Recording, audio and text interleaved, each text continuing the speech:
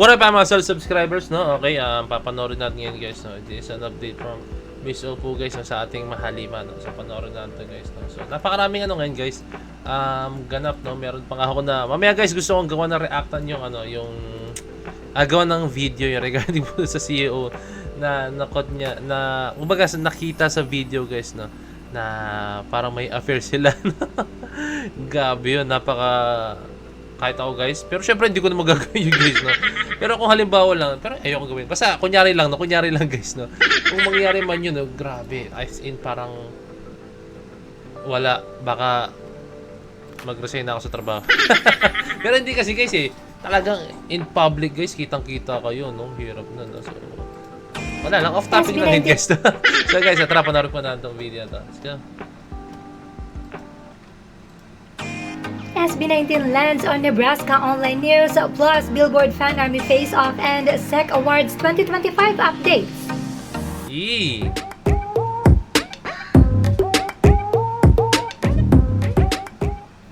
SB19 is currently in Toronto, Canada for their Simula at Wakas World Tour concert this July 18. However, they have just landed in an online news in Nebraska, particularly the Norfolk Daily News. In the article, Top 25 Songs in Grand Island on Shazam in the past week, it says the most seen artist in Grand Island's Shazam ranking is SB19 and the most popular genre is pop. In the data as of July 17, 2025, Cream Zone is at number 1, Liham number 2, I Want You at number 4, Freedom at number 5, and Ilaw at number 6. Guys, considering guys sa ibang bansa po yan guys, no? Napakahirap makabasag ng ganyang klaseng achievement guys, no? Lalo na nasa ibang bansa ka, no? Kasi tandaan nyo guys, no? Every country meron sila sari-sariling artist, meron silang sari-sariling talents, no, 'di ba? So, alam mo 'yan, papasok ka sa music industry nila. I mean, papasok ka sa music scene nila na as a Pinoy po guys, no? Pure-blooded Pinoy po talaga, pure-blooded Filipino po guys. No? Tapos magtatap ka sa isang spot na, alam mo 'yon, sa isang spot na hindi ko sinasabi na hindi belong guys, ha? Pero papasok ka sa isang ganyang klase, tapos wala kang paano ko ba-explain to, no? Na imagine niyo guys, hindi ito territory ng SB19 pero na-dominate pa rin po talaga nila, no? Ganun ka-solid ng SB19 guys, di ba? Kaya ang dami na achievements na nagagawa even though na sa Pilipinas sila naka-base, no? So I think ito na yung simula ng world domination talaga ng SB19, no? Kasi ito, ang dami nilang achievements na nagagawa guys, di ba? Like this one to sa Billboard Fan Army, no? So, syempre sobrang thank you po sa 18, no? Sobrang solid po talaga ng 18 dahil sa pagsuporta nila, binibigyan nila talaga ng pangalan ng SB19, no? So kaya natin mag-tripid dyan, no? So kaya boto lang. Now for the Billboard Fan Army Face-Off 2025 as of July 18, 12:30 p.m., SB19 has 86.4% against Tate McRae 13.6%. Okay, no. So tandaan nyo guys, no, hindi pa dyan natapos guys. Marami pang pagsubok na pagdadaanan. Wag natin ibaba yung yung guard natin, no. May ma-cut off guard tayo guys, no, di ba? Hindi na lang, maraming pwedeng mangyari na. May pumikit lang kayo. Di ba yung nangyari? Alala nyo nangyari na yun guys, no? Ewan ko, totoo yun, no? Yung kay Bongbong Marcos daw at saka kay Lenny, no? Natulog lang daw si Bongbong tapos biglang nanalo na raw si Lenny, no? Ganun guys, no? Don't get me wrong guys, hindi ito tungkol sa politika guys, ha? Sinabi ko lang yun, no? Diba? Parang ganun din kasi matulog tayo, biglang nagbago na pala yung boto, no? As a vice president pa yun, sa vice president pa yun, ayun lang. And sana makuha ulit natin, no? Kasi alam mo yun, ibang level pag tripit. Malay yung 4 feet pa, no? Kayang-kaya natin yun. Malay lang natin, no? Hindi naman masama siguro mangarap, no? Pero kung sisipagan lang, kung tatag ng puso lang, guys, no? Kayang-kaya po yan, guys.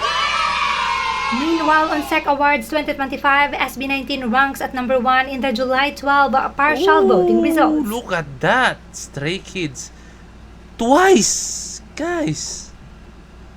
Twice po yan, ha? Twice yan. Twice is twice, guys, ha.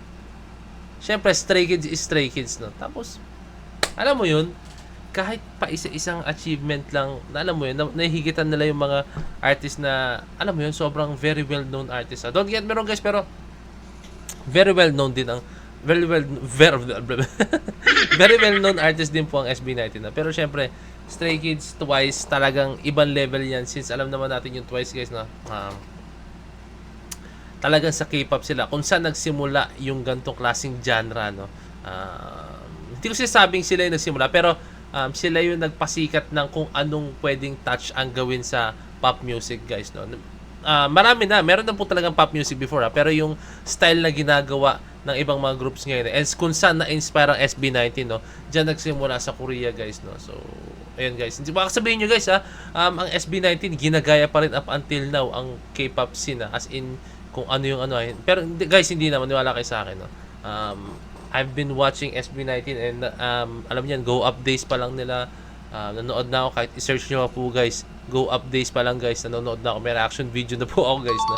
And ayan, yung mga moment pa lang na yun guys, doon masabi ko guys, talagang meron silang may halong tulad mo sa K-pop artist po talaga yung approach nila, pananamit, yung kilos nila, pati yung kanilang mga gestures guys, kita-kita mo talaga, no?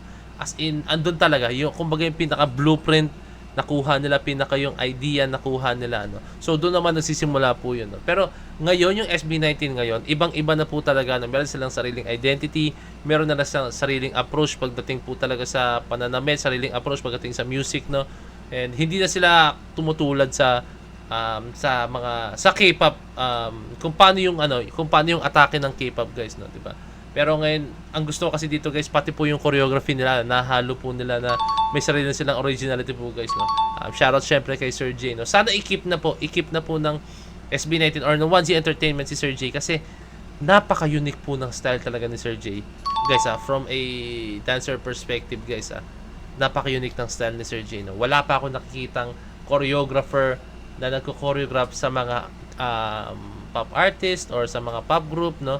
Na ganun klaseng style, no? Na kaya niyang incorporate yung ganun style, no? Kasi